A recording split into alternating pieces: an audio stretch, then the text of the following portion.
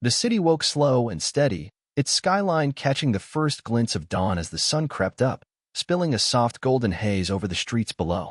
At Rose's Cafe, tucked on a busy corner where the asphalt hummed with early commuters, the windows glowed like beacons of warmth against the crisp October air. Inside, the place buzzed with a quiet rhythm, the clatter of ceramic plates stacking in the kitchen, the sharp hiss of the coffee machine spitting out its morning brew, the low murmur of regulars nursing their mugs. It smelled of bacon grease and toasted bread, a familiar comfort that wrapped around you like an old sweater. 𝐦𝐤𝐤 moved through it all with a kind of effortless grace, her sneakers squeaking faintly on the linoleum as she balanced trays and flashed smiles. She had a way about her, a brightness in her hazel eyes, a quick laugh that could thaw even the surliest truck driver hunched over his eggs. At 28, she'd been slinging coffee and burgers here for 3 years, and she was good at it. Real good. Customers loved her for it, leaving extra quarters under their saucers just to see her grin. But beneath that sunny exterior, 𝐦𝐤𝐤 carried a weight she didn't show. Rent was overdue again. Her landlord had left a curt voicemail last night, and her bank account was down to fumes. She'd been dodging the truth for weeks, picking up extra shifts to scrape by, but it wasn't enough. Her boss, Mr. Harrington, didn't help.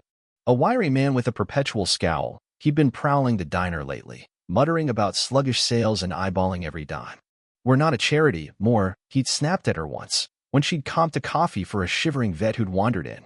He was all about the bottom line, and 𝐦𝐤𝐤 felt the tension simmering every time he hovered near the register.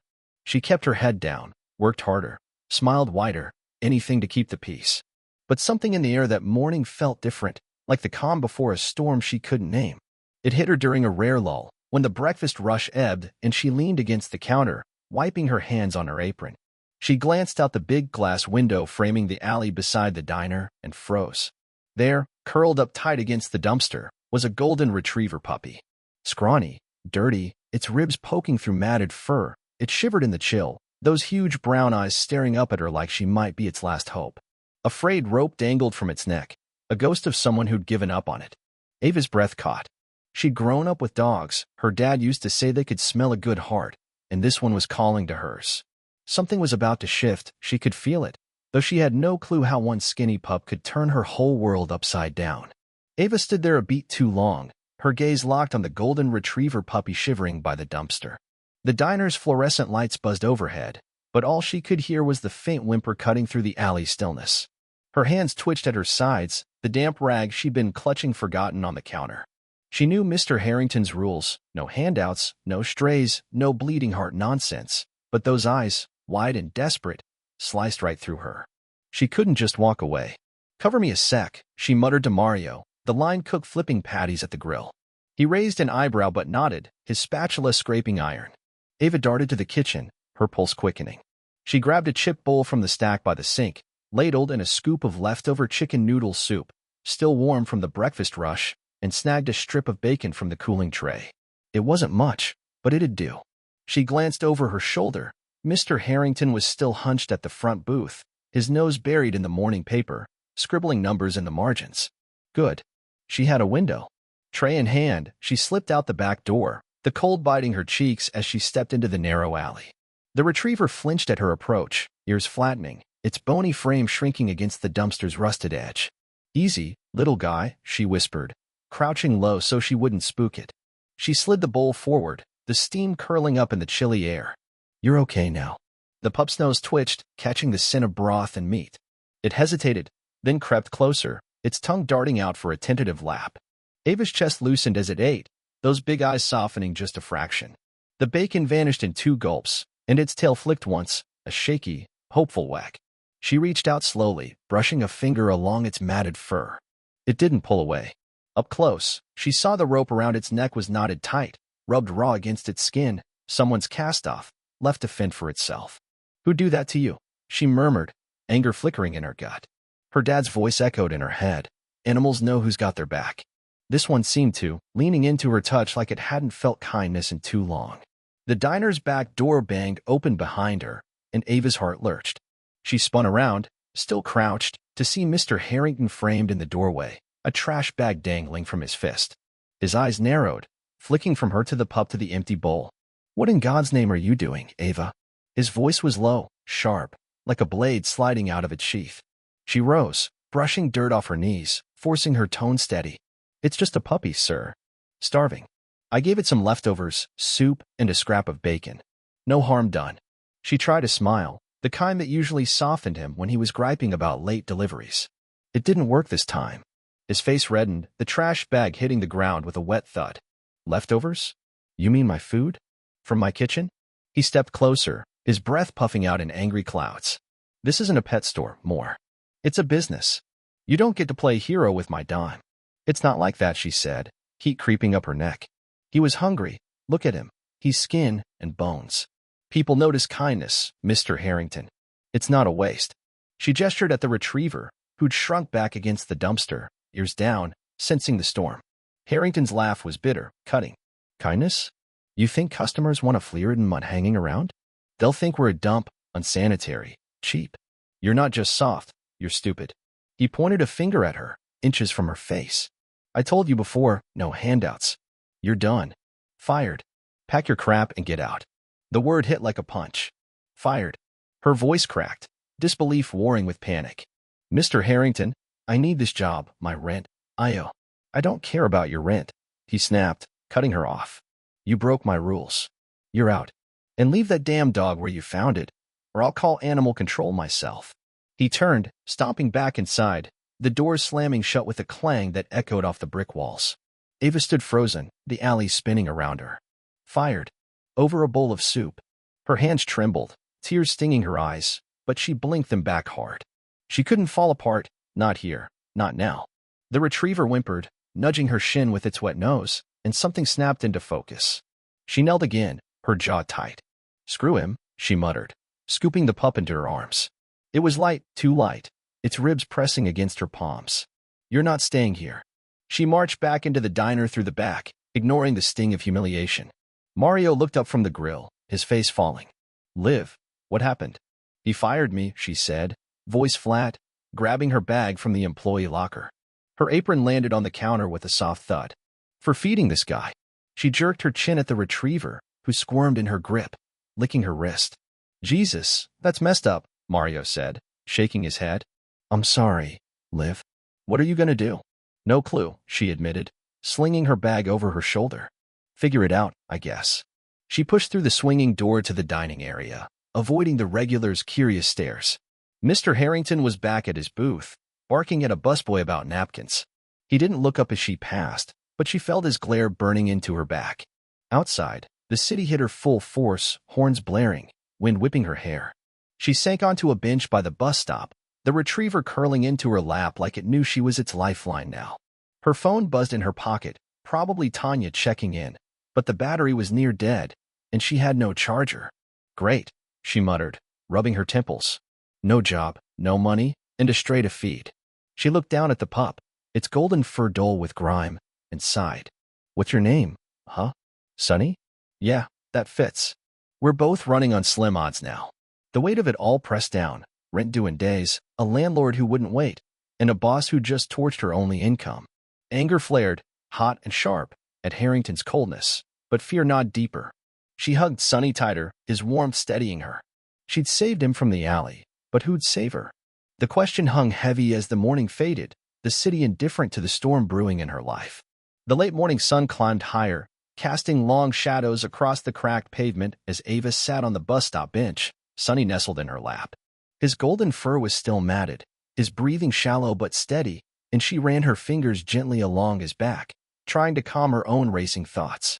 The city pulsed around her, cars honking, pedestrians rushing past, their chatter a dull roar in her ears.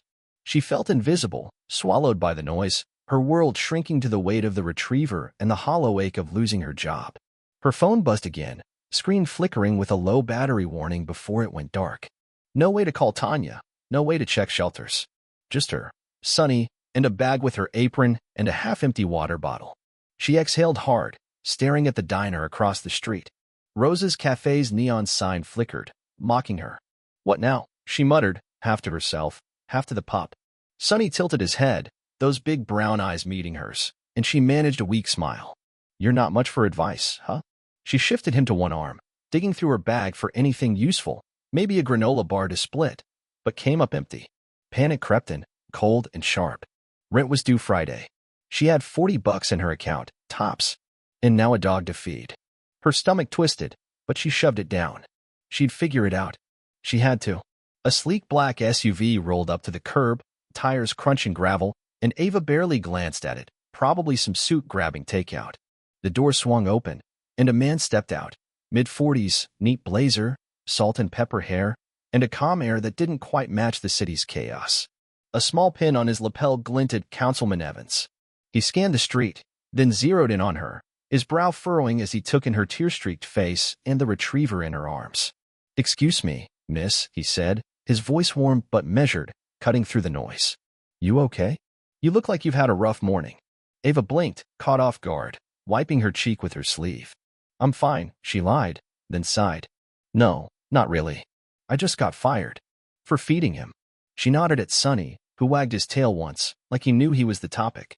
Evans frowned, stepping closer. "Fired? Where?" She jerked her thumb at the diner. "Rose's Cafe.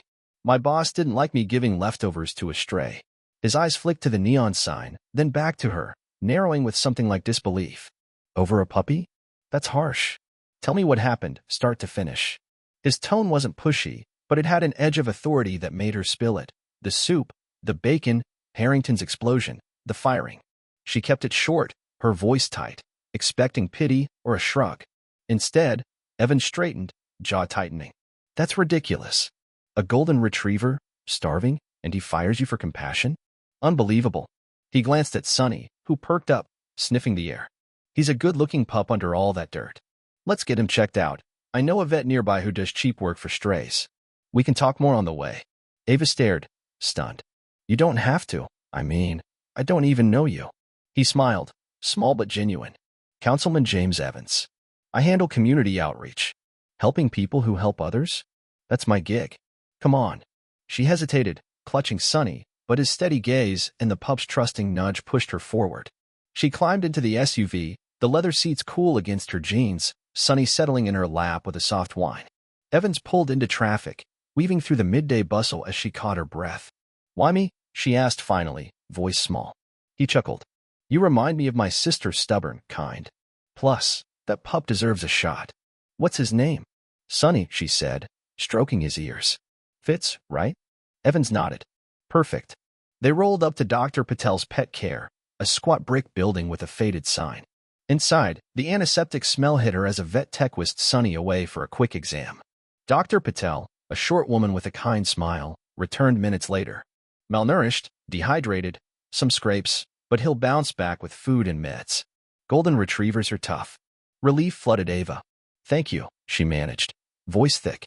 Evans slid his card across the counter, covering the bill. "Send me the invoice," he told Patel, then handed Ava another card. "For you. Call if you need help, vet stuff, food, whatever." Back at her tiny apartment, a studio with peeling paint and a single window overlooking a brick wall, she set Sonny on a folded towel, his antibiotics lined up on the counter. She plugged in her dying phone, and it buzzed to life, flooding with notifications. "Mario, Liv, you good? Harrington's losing it." Then Tanya, "Girl, check your phone. You're viral." Ava frowned, opening a local community page. There it was, a shaky video, timestamped an hour ago. Her kneeling by the dumpster, feeding Sonny, then Harrington storming out, yelling, "You're fired." The caption read, "Waitress sacked for feeding starving pup. Let's help her." Views ticked up, 10K, 20K, 30K. Comments poured in, "That boss is a monster. She's a saint. Anyone got a job for her?" Her jaw dropped. "Viral," she whispered, scrolling. Someone had filmed it. Maybe that guy with the coffee who'd lingered by the window. Donations pinged her inbox. Dog food offers, cash for rent, even a leash and collar from a pet store. Tanya called, voice shrill. "Liv, you're everywhere. People are pissed at Harrington. His reviews are tanking." Ava's head spun. "I didn't ask for this," she said, dazed. "I just fed Sonny." Tanya laughed. "Yeah, and the world noticed. Write it, girl." By afternoon, the story had legs. A local news van parked outside Rose's Cafe, customers boycotting in droves. Ava's phone kept buzzing job leads from cafes, a bakery, even a tech startup needing a people person. Then Evans texted, "Heard about the video. Good for you. People see your heart. Vet update. Sonny is clear for solid food. Let me know if trouble brews." She stared at the screen, Sunny dozing beside her, is breathing stronger now. Trouble? She hadn't thought that far. But as donations piled up, bags of kibble at her door, Venmo alerts for bills, she felt a flicker of hope. Maybe losing that job wasn't the end. Maybe it was a start. The city was waking up to her story, and Sunny, the scruffy golden retriever, was the spark. She hugged him close, whispering, "Your trouble? You know that?" He licked her hand, tail thumping. For the first time in hours, she laughed, a real one, raw and free. 49000. Ava sat cross-legged on her apartment's worn rug. Sunny sprawled beside her, gnawing on a donated chew toy shaped like a bone. The late afternoon light slanted through her single window, painting the room in muted oranges as her phone buzzed nonstop on the coffee table.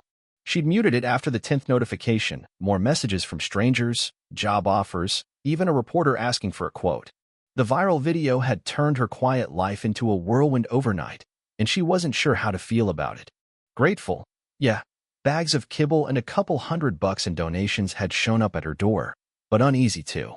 Fame wasn't her thing, and the attention felt like a spotlight she hadn't asked for. Sunny yipped, dropping the toy to nudge her hand, and she scratched his ears, his golden fur softer now after a bath. "You're getting spoiled," she teased, but her smile faded as she scrolled through the latest updates. Rose's Cafe's online reviews had tanked 2 stars, 1 star, comments like "heartless owner," and "boycott this dump." Her stomach twisted. She hadn't meant to start a war. She'd just fed a hungry pup. But the internet didn't care about intent. It had picked a side, and Harrington was losing. Her phone pinged again, this time a text from Mario. "Liv, heads up, boss is fuming. Posted some rant about you. Watch out." She opened the diner's social media page, and there it was, a block of text from Mr. Harrington, timestamped an hour ago. Ava Moore was fired for stealing food to feed a stray, not for kindness. "She's no hero, she's a thief who's trashed my business with lies. Don't believe the sob story." The comments below were brutal. "You're the liar, jerk. Shame on you." A few defended him, but they drowned in the outrage. Ava's chest tightened. Thief? Lies? She'd used scraps, sure, but she hadn't orchestrated this mess. Then the mail slot clattered. A stiff envelope slid onto her floor, stamped with a law firm's logo. Her hand shook as she tore it open, a letter from Harrington's attorney, accusing her of defamation, claiming she'd orchestrated a smear campaign that cost Rose's Cafe significant revenue. It demanded a public apology, a retraction of the false narrative, and $500 in symbolic damages or they'd sue. "Legal action?" she whispered, sinking onto the couch. Sunny whimpered, climbing into her lap like he sensed her panic. "I can't fight a lawsuit. I can't even pay rent." She dialed Tanya, voice trembling as she read the letter aloud. "He's nuts." Tanya snapped. "You didn't smear him. He fired you on camera. What's he gonna do? Sue the internet?" Ava rubbed her temples. "He can sue me, Tan. I've got no money for a lawyer. What if he wins?" Tanya huffed. "He won't. People love you right now. Call that councilman guy. He'll know what to do." Evans picked up on the second ring. "Ava? Everything okay?" She spilled it, the letter, the threats, her spiraling fear. "He's bluffing," Evans said, calm but firm. "It's a slap suit, strategic litigation to shut you up. I've seen it before. I'll connect you with a pro bono lawyer from a local group. They'll handle it, no cost. Don't sign anything yet." Relief battled out. "You sure?" "I don't want charity," he cut her off. "It's not charity. It's justice. You stood up for what's right. We've got your back." By evening, Miss Daniels, a no-nonsense attorney with a clipped voice, was on the phone. "Harrington's got no case," she said, after Ava emailed her the letter. "The video's public record. He fired you. End of story. Defamation needs lies. You didn't lie. If he files, we'll move to dismiss. He's just flexing." Ava exhaled, shaky but steadier. "So I'm safe." Daniels paused. "Legally, yeah. But he's mad, and mad people do dumb things. Stay sharp." The next day, the city council called. Evans had pitched her story for an animal welfare hearing, funding for shelters, spay programs, the works. "They want you to speak tomorrow," he said. "Your voice could seal it." Ava's stomach flipped. "Me? I'm no speaker, I'm a waitress." He chuckled. "Were. You're more now. Just tell them about Sunny. Keep it real." She agreed, nerves buzzing, but sleep didn't come that night. She paced her tiny studio, Sunny trailing her, as she scribbled notes. "Strays need help. Kindness matters. Simple, but her hand shook holding the pen. The council chamber was packed. Reporters, activists, suits in high-back chairs. Eva wore Tanya's borrowed blazer, her sneakers scuffing the marble floor as Evans let her in. The mayor, gray-haired and grave, opened the session. We're voting on shelter funding today. Miss Moore's story shows why it's urgent. She stepped to the mic, heart hammering, Sunny's trusting eyes in her mind. I'm Eva Moore, she started, voice wobbling.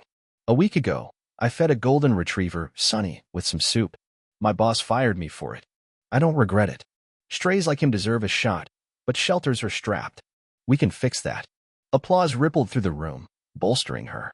Then a throat cleared loudly. Mr. Harrington stood, stiff in a cheap suit, his face a mask of fury. I've got something to say, he barked, striding to the podium beside her. The crowd hushed, tension crackling. She stole from me food, my livelihood. Now my diner's half dead because of her kindness. You're all buying a fairy tale. He jabbed a finger at Eva, close enough she could smell his stale coffee breath. I'm facing ruin, and she's the hero? That's justice. Eva's knees wobbled, but she held his glare. I didn't steal. I used leftovers. I didn't tell people to boycott you. They saw what you did and chose. Her voice steadied, anger edging out fear. You could have let it go, but you didn't. Evans stepped up. She's right, sir. She even posted online, asking folks to ease off your staff. This isn't her doing. It's yours. Harrington's lip curled, but the mayor raised a hand. Enough. Mr. Harrington said. We're here for policy, not personal feuds. He sat, fuming, as the room buzzed. Eva's pulse thundered in her ears. She'd faced him down, publicly, and hadn't cracked. But the real test was coming. Harrington's threats loomed, and the vote hung in the balance. She glanced at Evans, who nodded, a quiet anchor in the storm. Whatever happened next, she wasn't alone, but she couldn't shake the feeling that this fight was far from over. The council chamber hummed with restless energy as Eva stepped back from the podium, her hands still trembling from the confrontation with Harrington. His words, thief, fairy tale, ruin, rang in her ears, but she forced them down, focusing on the faces in the crowd. Some nodded at her, others whispered, phones discreetly filming. Councilman Evans gave her a quick thumbs up from the sidelines, his calm presence a lifeline in the chaos. She slid into her seat, heart pounding, as the mayor tapped his gavel. Order, please. We'll hear final statements, then vote. A shelter worker spoke first, her voice crisp. We're at capacity, 50 dogs, no room. Funding could save lives.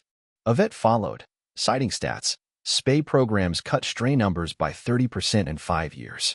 Applause punctuated each plea, the room tilting toward hope. Then Harrington stood again, shoulders squared, defiance etched into his scowl. I'm not against dogs, he said, voice clipped. But my diner's bleeding out because of this, because of her. He jabbed a finger at Eva. You want to fund shelters? Fine. Just don't pretend it's fair when businesses like mine pay the price. Murmurs rippled through the chamber. Eva's stomach knotted, guilt, anger, a tangle she couldn't unravel. She hadn't wanted his diner to crash. She'd only wanted Sunny to eat. The mayor leaned forward, eyes sharp. Mr. Harrington, this ordinance isn't about your business. It's about strays. Any direct objection to the policy? Harrington faltered, shifting. It's a waste of tax money when folks like me are struggling. That's all. He sat, arms crossed. But the crowd's mood had shifted. His grudge felt petty against the bigger picture. Evans nudged Eva. Your turn again. Wrap it up strong. She swallowed, nerves sparking, but rose anyway. The mic felt cold in her grip. I didn't plan any of this, she said, voice steadier now. I fed a golden retriever, Sunny, because he was starving. I lost my job for it. Yeah, but I'd do it again. Not to hurt anyone, but because it's right. Strays don't choose the streets. We can choose to help them, with shelters, with care. That's all I'm asking. She paused, glancing at Harrington. I'm sorry your diner's hurting. I never told people to boycott. But maybe kindness doesn't have to ruin us. It can lift us all. The room erupted, claps, cheers, a few whistles. She sat, face burning, as the mayor called the vote. One by one, council members spoke. Yes. Yes. Yes. Alone, no, came from a gruff older man, but the tally landed, 8-1. The ordinance passes, the mayor declared, banging the gavel. Funds allocated for shelters, spay initiatives, and education, effective next month. The crowd roared, a wave of triumph washing over Eva. She'd done it, or Sunny had.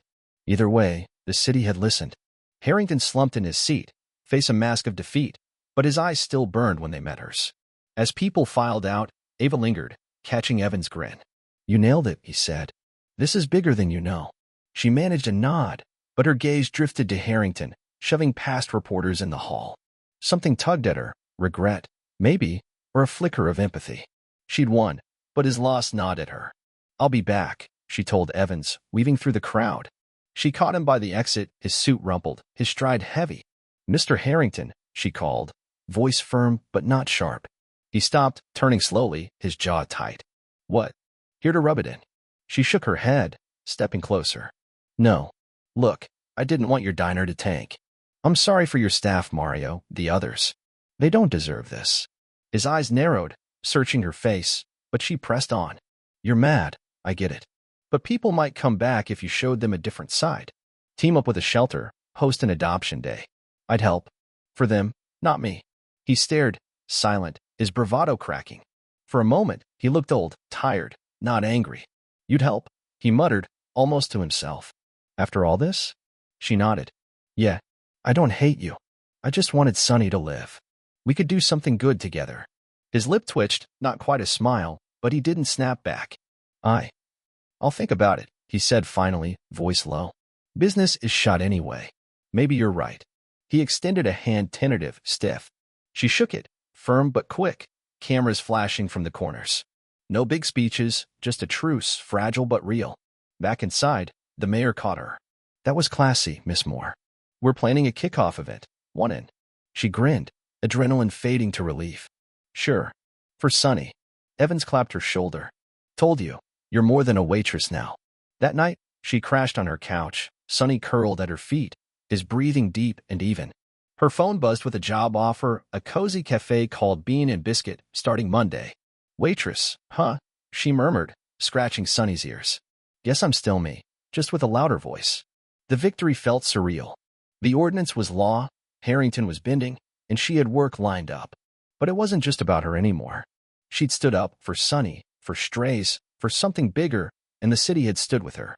Confidence flickered in her chest, small but growing, like a flame she hadn't known she could carry. Sonny yawned, nestling closer, and she smiled. "We did good, but real good." A week later, Central Park buzzed with life under a crisp autumn sky, the air thick with the scent of fallen leaves and grilled hot dogs. The city's adoption fair sprawled across the lawn, booths draped in banners, dogs barking from crates, kids darting around with balloons. Ava wove through the crowd, Sonny trotting beside her on a new leash, his golden fur gleaming after a proper grooming. He'd filled out some, his ribs less stark, his tail wagging like a metronome. She couldn't help but grin. He looked like a different dog, and she felt like a different woman. Her phone buzzed in her pocket, text from Tanya, who'd snapped pics of them earlier. "You're a star, live." Sonny too. Ava rolled her eyes but smiled. The viral storm had settled, leaving her with a steady gig at Bean and Biscuit, a cafe where the owner didn't mind Sonny curling up by the counter. Rent was paid, donations had covered it, with some left for kibble, and the city council's ordinance was rolling out, promising real change for strays. She still pinched herself sometimes, marveling at how one bowl of soup had flipped her world. Across the park, a familiar sign caught her eye. "Rose's Cafe, cookies for $1." She squinted, spotting Mario behind a folding table piled with chocolate chip cookies, a donation jar labeled "For Animal Rescue," half full of bills. He waved her over, grinning wide. "Liv, check this out, Harrington's idea. Free cookies, donate what you can. Business is creeping back up." Ava blinked, stunned. "Seriously?" He went for it. Mario nodded, handing her a cookie. "Yeah, after that council showdown. Said you were onto something, people like a comeback story. We're not packed yet, but it's a start." She glanced past him, spotting Mr. Harrington at another booth, stiff in his usual suit, handing a small check to a shelter volunteer. He looked awkward, out of his element, but when their eyes met, he gave a curt nod, a silent "we're good." Ava returned it, warmth spreading in her chest. No grudge, no gloating, just a fragile bridge she'd helped build. "Tell him thanks," she said to Mario, who smirked. "You tell him. He's softening, might even adopt a cat for his kid." The mayor's voice crackled over a loudspeaker, pulling her attention to the stage. "Folks, today's about compassion, and one person showed us how it starts. Ava Moore, come on up." The crowd clapped, heads turning and her cheeks flushed. She scooped Sunny into her arms, his leash dangling, and climbed the steps, nerves buzzing but steadier than before. The mayor, all smiles, shook her hand. Ava's story lit a fire under us. Because of her, we're funding shelters and saving strays. Say a few words.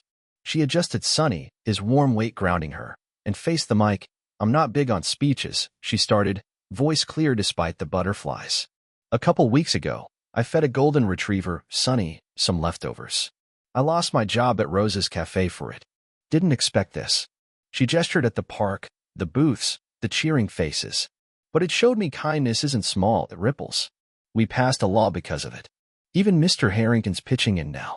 If a scruffy pup can change a city, imagine what we can do together. She rubbed Sunny's head. Thanks for caring. Let's keep it going. The crowd roared, applause thundering as Sunny barked, tail whipping. The mayor beamed, clapping her shoulder, and cameras flashed. Stepping down, she let out a shaky laugh, Tanya rushing up to hug her. Told you, you're unstoppable. Ava shrugged, setting Sunny down. I just fed a dog. But as they wandered the fair, sampling cookies, petting adoptable pups, she felt it, a quiet pride, a new chapter unfurling. Later, at Bean and Biscuit, she tied on her apron, Sunny dozing by her feet as customers trickled in. A regular tipped extra, winking. For the retriever hero. She smiled, pocketing it for his next vet visit. Across town, Rose's Cafe buzzed a little louder, its cookie stunt drawing curious faces. Harrington wasn't warm and fuzzy, but he was learning compassion could sell coffee too. That night, Ava curled up on her couch, Sunny snoring beside her. The skyline twinkled outside, a city alive with second chances. She'd lost a job but found a voice, a purpose, a community. You're a troublemaker, she murmured, kissing Sunny's head. He sighed, content, and she closed her eyes, peace settling in.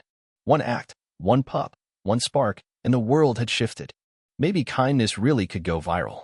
Loved Ava and Sunny? Subscribe for more stories that prove small acts change everything. Like, share, and let's spread compassion, one retriever at a time.